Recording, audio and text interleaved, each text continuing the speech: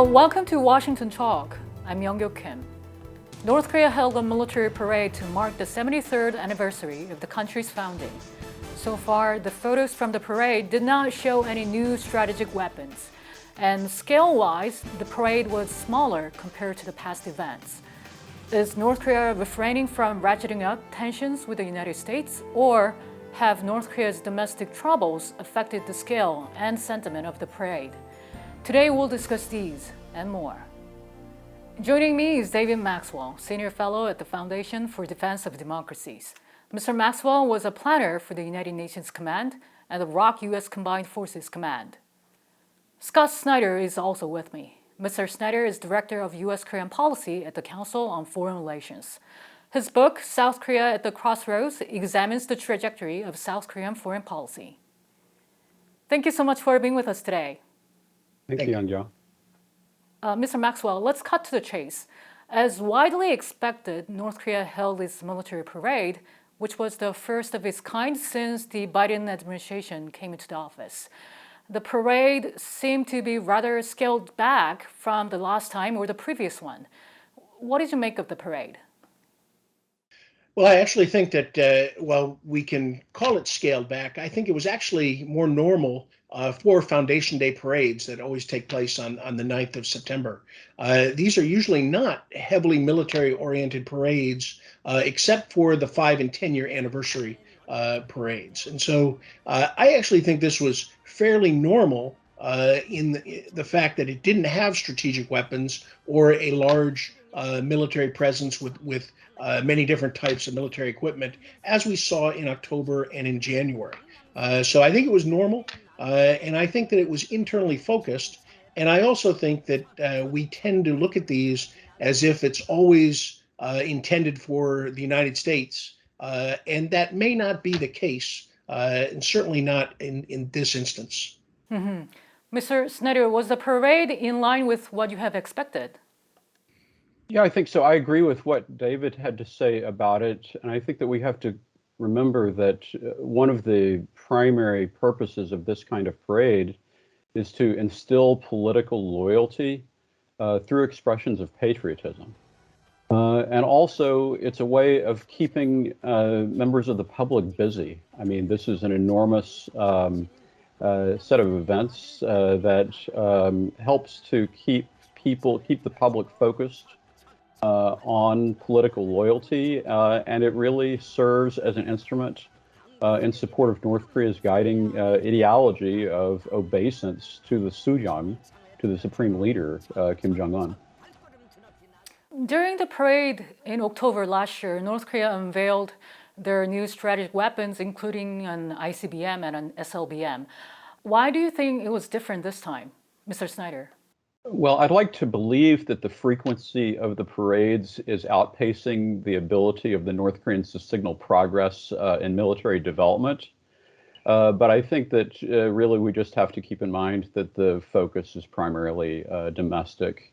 And I think the main message from North Korea overall is neither provocation nor negotiation. We're still in a holding pattern in terms of what North Korea might be signaling as related to its external relations, and we'll have to wait and see how things develop later in the year.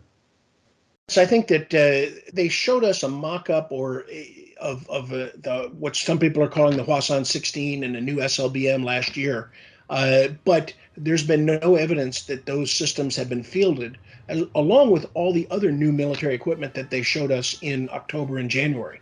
And so I tend to believe that they're showing us things in parades that are not really effectively fielded systems and combat equipment.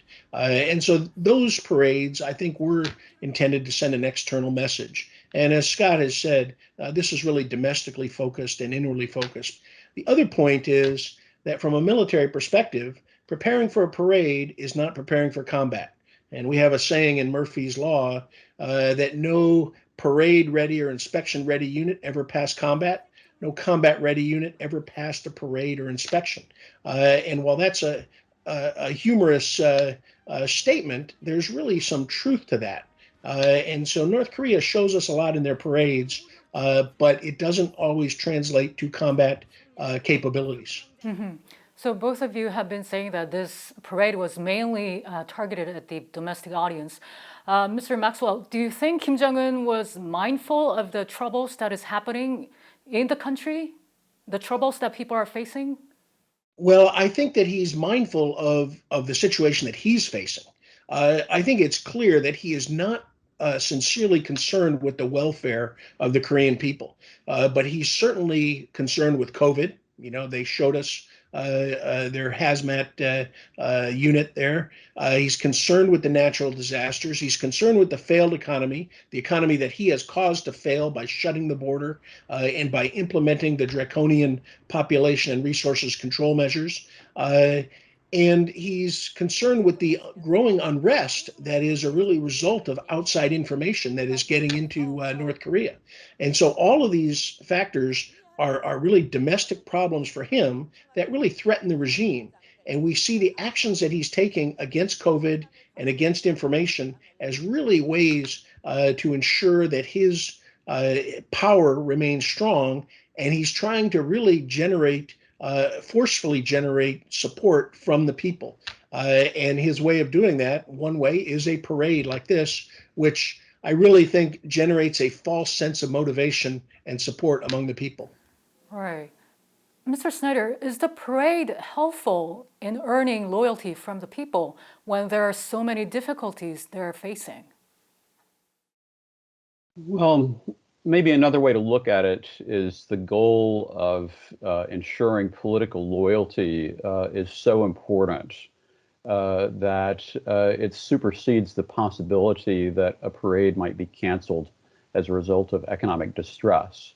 And I agree with the domestic agenda that Dave laid out, which I think represents some tremendous challenges for Kim Jong-un.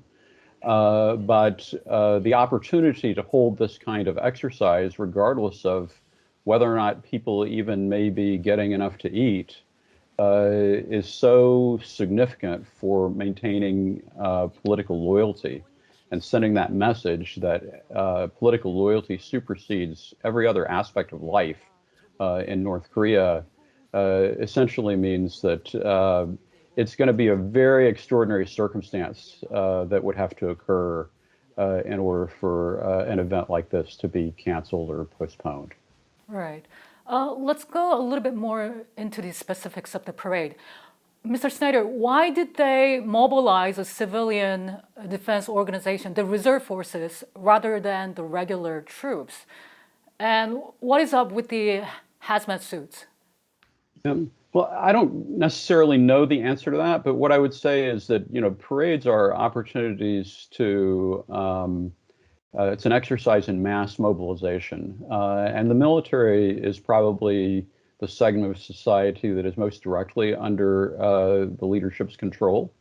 And so it may be that they moved to a reserve element as a means by which to reinforce that signal of political loyalty for that particular segment of the population. With regard to the hazmats, I think that, as David suggested earlier, we know that there's a priority on COVID, and regardless of whether or not the North Korean leadership is being effective in terms of managing that situation, and we really don't know. They're sending the message that they're aware of the problem, and there's a propaganda response there that's actually very effective in terms of parading people in hazmat suits. I agree with that. I think the hazmat suits are purely for show. They have to demonstrate they're doing something. They look, visually very modern and up to date and perhaps practical. So they send a message that the regime is doing something.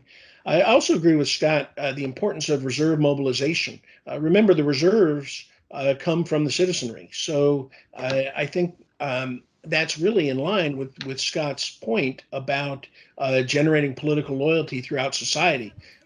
We don't know where the reserve forces came from, but assuming they came from throughout the country, it is a way to try to generate that loyalty throughout the country rather than just in the active duty units that are really strongly under the control of the regime at all times. So this is a chance to influence a lot of people, bring them under control through their reserve responsibilities, and then they go back to their homes and villages, intending to take that message back that Kim Jong-un wants them to take back.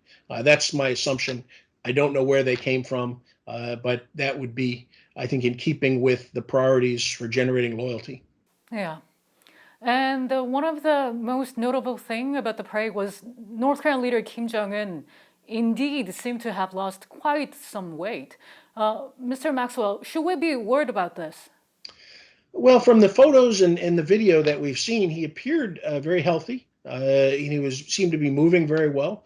I think that some have speculated that his weight loss was due to health issues, the declining health, but others have said that he's really responding to the pressure from his wife and close confidants to ensure his health, and the weight loss is a way to do that. Which, of course, for us to think about. If he loses weight and he becomes healthier, his longevity is going to be increased, and we're going to continue to have Kim Jong-un like we had his father or his grandfather.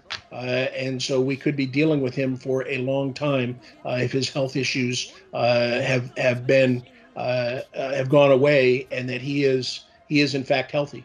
Mm-hmm. Mr. Snyder, what did you think about Kim Jong-un's appearance?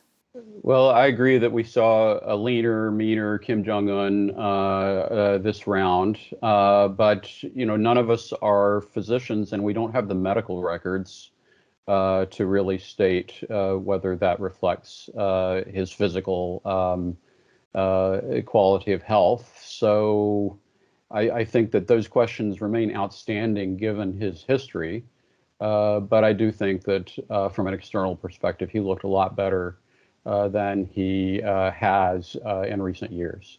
Mm-hmm.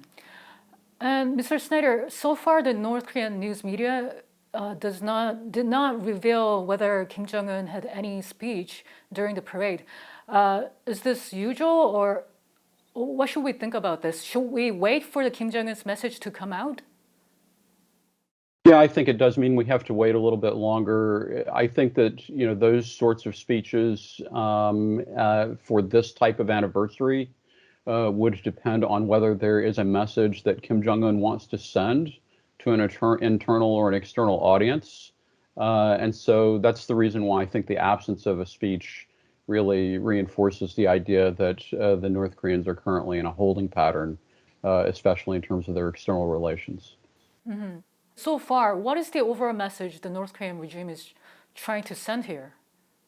I would also caution two things. One is we often try to read in to every action that it's intended for us, and it's not always. And I think this is the case. But the other thing is, I think Kim Jong-un is also closely watching the United States and its international relations throughout the world, and relations with China, what just occurred in Afghanistan. And so it is trying to assess where the United States is in terms of international relations, and how best Kim Jong-un can exploit what is happening to the United States. So yes, this was internally focused. I don't think there were intended messages for us. We should not read too much into it, but we should be wary, because Kim Jong-un and his advisors are watching what's going on around the world. Right. Chinese Foreign Minister Wang Yi is visiting South Korea on October 14th and 15th. What do you think is the main purpose of the visit? Well, this is the first Chinese senior leader follow-up with the South Korean government since the Moon-Biden summit back in May. There are a lot of issues on the China-South Korea agenda, including the 30th anniversary of diplomatic normalization back in 1992 coming up. There's a lot of issues related to economic cooperation, and certainly the issue of North Korea and the broader political environment are issues that will be sensitive. I would simply note that there was a Biden-Xi call that in many respects can frame some of the discussion that might occur between South Korea and China, and I imagine that the Moon administration will be eager to reinforce the idea that there needs to be space for cooperation versus competition in the U.S.-China relationship. Mm-hmm. Mr. Maxwell, what will be on the agenda for the discussion between him, Wang Yi, and South Korean Foreign Minister Chung Eui-yong? I think we've also seen social issues, entertainment, K-pop, kimchi, those soft power issues where there is a real competition taking place, where China seems to be trying to co-opt some of South Korean culture for its own, in which I think it will fail in doing so. But I really think that where China will practice its wolf diplomacy is trying to ensure that South Korea does not become a member of the Quad or Quad Plus, and also the recent reports of Congress calling for feasibility assessments of South Korea, Japan, Germany joining the Five Eyes intelligence sharing agreement. China, I think, wants to undermine U.S. alliances. And certainly in terms of Korea, it wants to drive a wedge between South Korea and the United States. So I think its wolf diplomacy will be focused on taking a hard line towards South Korea to try to prevent it from more strongly aligning with the United States and with the members of the Quad, which are natural partners. South Korea and the Quad are natural partners, share values, share economic focus, and engagement. So it's natural for South Korea to be part of that. And China certainly wants to avoid South Korea from really becoming fully engulfed in the sphere of influence of the Quad and the like-minded democracies of the world. Mr. Maxwell, some watchers say one of the reasons of the visit would be to come up with a way to support the North Korean economy as China feels anxious about the possible instability in its neighboring country. And the South Korean government, as we know, has been showing its willingness to provide a humanitarian aid to North Korea for some time now. Do you expect something to come out of this meeting? Well, I think that China's perspective, they would like to align with South Korea to try to force sanctions relief. And I think that's a common objective. South Korea, I think, wants sanctions relief as a way to jumpstart engagement. But also, I think this shows that China, South Korea, the United States, and the international community is more concerned with the welfare of the Korean people than the regime is. And I think China is rightly concerned with instability inside North Korea. It does not want to see any kind of instability, just as it doesn't want to see war on the Korean Peninsula. It wants to maintain the status quo. So it will be looking for ways to help, provide humanitarian assistance, provide economic engagement. But to have effective economic engagement, it will take sanctions relief. But sanctions relief will mean success for Kim Jong-un's political warfare strategy and blackmail diplomacy strategy. So there cannot be premature sanctions relief without substantive movement towards denuclearization by North Korea. Mm-hmm. Mr. Snyder, do you expect to see some progress on that front during Wang Yi's visit? I'm not expecting too much progress in that area. I understand why China is concerned about North Korea, because they are bearing the brunt of the responsibility in terms of ensuring North Korea's economic stability. I'm sure that one of the reasons why China is calling for sanctions relaxation is that they would like to offload some of that responsibility onto others. But I also think that China's position on sanctions represents a fundamental division and gap in terms of the way that China and Russia are thinking about the North Korea issue and policy compared with that of the United States. And I simply do not foresee that there is going to be an opportunity for UN sanctions relaxation without North Korea taking some step toward diplomatic engagement and a return to dialogue. It seems like China and Russia are again initiating a discussion in the UN Security Council about easing sanctions on North Korea. And the United States rejected such a call. Is it right to understand that U.S. is reiterating the sanctions will not be lifted as long as North Korea does not move toward denuclearization? I think that represents the current and very stable U.S. policy as related to sanctions. The big variable here is really related to China's enforcement of sanctions and the variability of China's enforcement. In this respect, I think we have to recognize that China actually has its hand on the dial. And what it also means is that we're in a situation where China holds the leverage and expects the U.S. to take the initiative. But unless China is actually willing to cooperate in using the leverage for purposes that help the United States, we're simply not going to see progress. And unfortunately, the environment for that in the U.S.-China relationship is particularly bad at this moment. And my last question for you, Mr. Maxwell. Will China and Russia's call for easing sanctions on North Korea, will this result in anything? I think we also should look at this in terms of great power competition. And China and Russia are actually setting up a situation where they want to cause the U.S. to veto any kind of sanctions relief or prevent it, to make the U.S. look like the bad guy, to make us look like we are the ones that are harming the Korean people in the North, when in fact, Kim Jong-un has the power to help the people. He could stop his malign and malicious activity and get sanctions relief. It's his policy decisions that are causing the suffering, not the sanctions. But Russia and China may use the UN Security Council and our opposition to sanctions relief to try to create that narrative that the United States is the bad guy.